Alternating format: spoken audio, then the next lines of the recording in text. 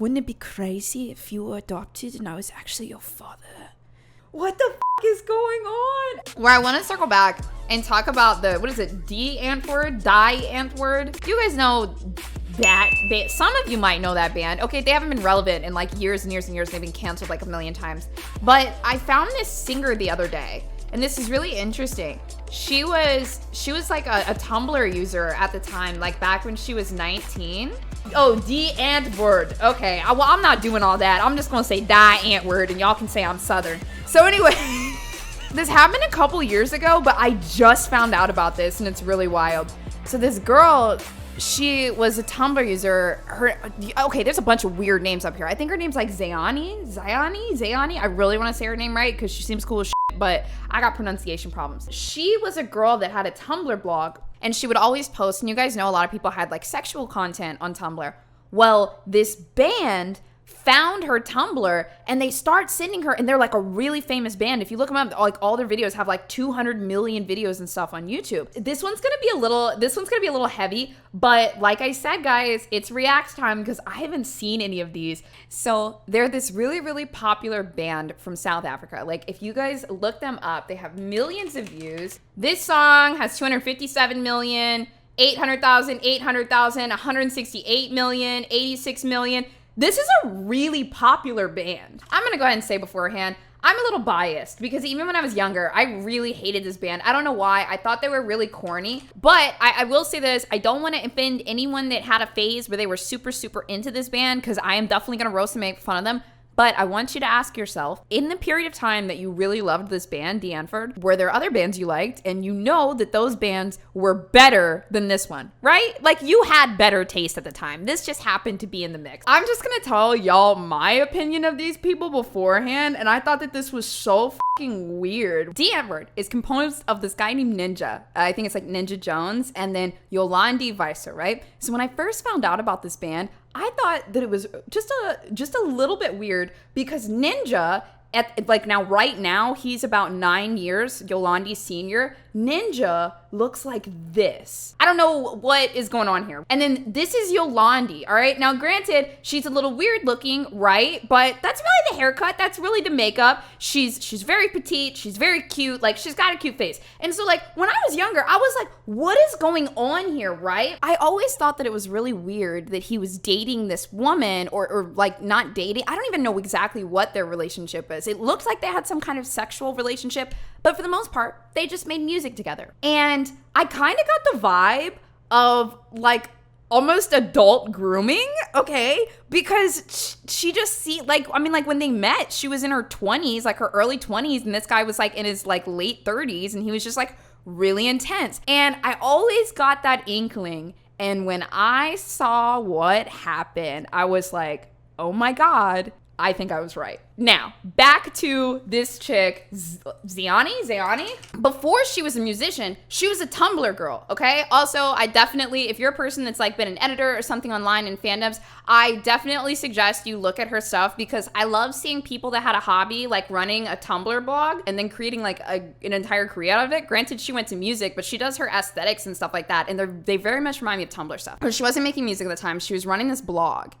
And Yolandi Weiser reaches out to her. I don't know, there's this one message where she's really, really weird. And basically Yolandi reaches out to this girl on her Instagram and is like, hey, I love your style. We would love to hang out, right? So obviously this girl is a fan. She's younger. She's kind of excited. Here's Yolandi Weiser popping into her DMs. Great. They connect, okay? Now let's start reading the emails because I'm f***ing nosy. This is Yolandi, I think, emailing like Ninja, or no, this is Ninja emailing a manager or something like that, and basically saying like, Laura, she's busy hooking up her passport at Demo. This is the guy, Ninja. She is investigating a sped up delivery of her passport, which costs a bit more than usual, but it takes about a week to turn around. As soon as she gets a definite indication of when her passport will be ready, can you guys book her a return ticket from Brisbane to JHB? As soon as this flight is locked, we will book her connecting internal flight to Cape Town. Laura, can we please cover the expense of the sped up passport and her return ticket from OZ? Ooh, I'm about to break this down. Oh, and then Jay, I don't know how to say her name. I'm gonna just call her Z, okay? I'm calling her Z. Z, can you please be in touch with Laura/Leo about everything, like when your passport is gonna be ready and how much it's gonna cost, plus all the details concerning your flights. You guys can copy me on everything and hit me. You can type it. He can type it. I know that it's spelled out in South. Is it spelled out in South Africa? He could have typed this, right? You can copy me on everything and hit me up anytime you need my help with anything. Trying to hook up this trip ASAP, 8 days with travel on each side. This is fucking weird to me. He has this girl CC'd on the email. To me, this kind of like seems like him flexing his management team, right? He's saying like, hey, can we speed up her passport? We can do this. Hey, let's book all of your flights. Hey, we'll pay to get your passport expedited. Hey, can you be in touch with Laura? I'm really busy right now. It's like all of this, like, look at who I am. And if you're like a 19 or 20-year-old girl that just like runs a Tumblr blog and you think this band is really cool, like, this is awesome. So that's kind of how things started. Now, let me tell you guys how I found out about this. A couple years later, Z gets very frustrated because a lot of weird things happened on this trip. She did go on this trip, and a lot of things happened that she didn't like. So she had reached out to them to try to get some kind of accountability or some kind of like, yo, that was fucked up, or like, hey, this was really weird, come on. And what did they do, guys? They fucking shut her down. They call her a clout chaser, and then what Z decides to do is to release a rap music video where she puts out every single one of their DMs, text messages, and everything. That's why you're gonna see an image of her in this, because it's actually from the music video, but we're just gonna run through these together. Here's Yolandi Vicer's post when Z reached out to try to get some kind of affirmation.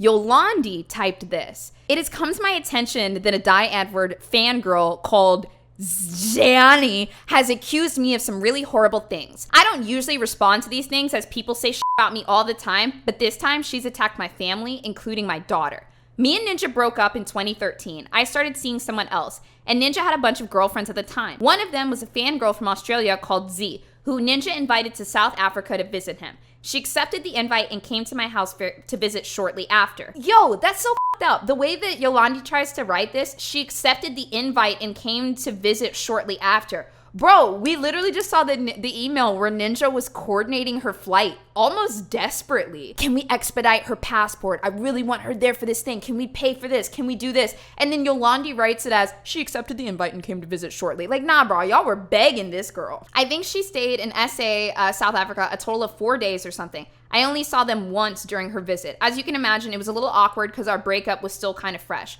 I bumped into Ninja and this girl, and she asked me for a photo.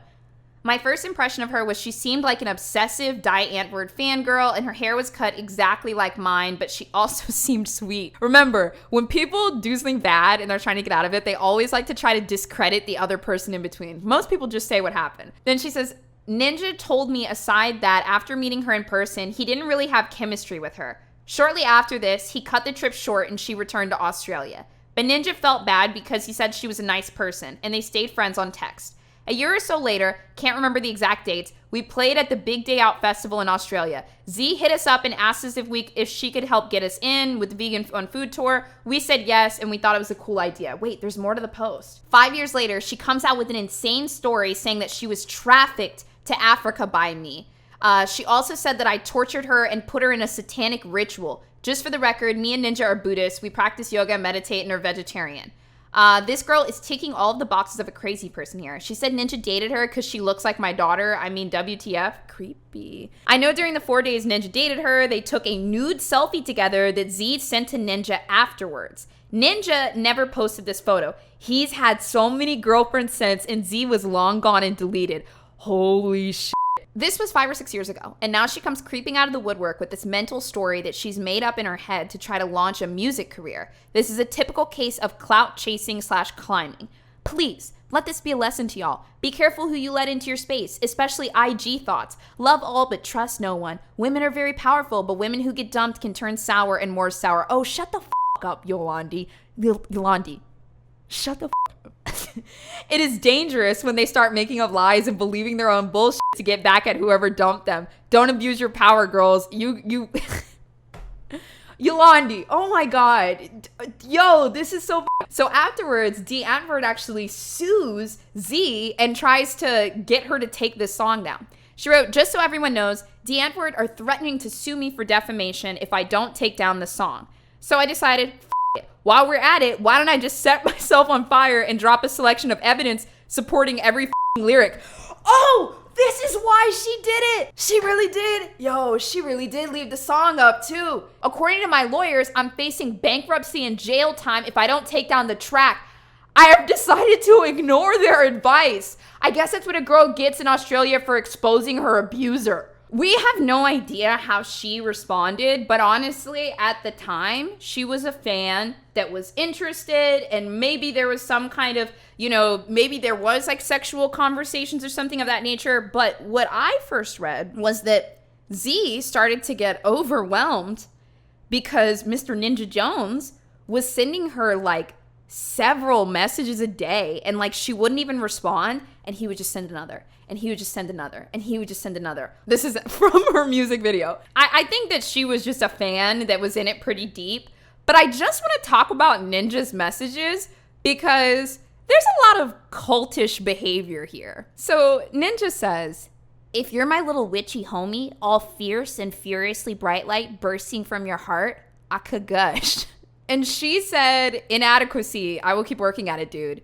And he said, "If your heart is sore, sensitive, there is no way I can gush. I'm not going to let you down. And no fucking way am I going to break your heart." And she said, "You don't have to break it." And then you can also see, like, based on where her timestamps are, like, there's no like further message. She's just giving him these short little snippets. Or maybe you go through a massive personal shift and then maybe try a comeback like Eminem. And you know what I'm saying? I love magic. These are texts that a man that has a billion plays on YouTube are sending to this 19-year-old girl, okay? "Me and Yolandi wondered what kind of girl you were before we met you. And after we met you, we were both, rainbow girl." What is this placement? I cannot stop reading these text messages. Now, and this is also weird. So Yolandi tries to discredit Z by acting like she's just a random ass fangirl. But here's Ninja saying right here, "You're not a co-star. You're a lead. You're a leading lady." And then here's Yolandi over here making herself look like a dumb bitch and just like throwing her under the bus when this is what he was saying to her. And then he says, at 4 a.m., XXX.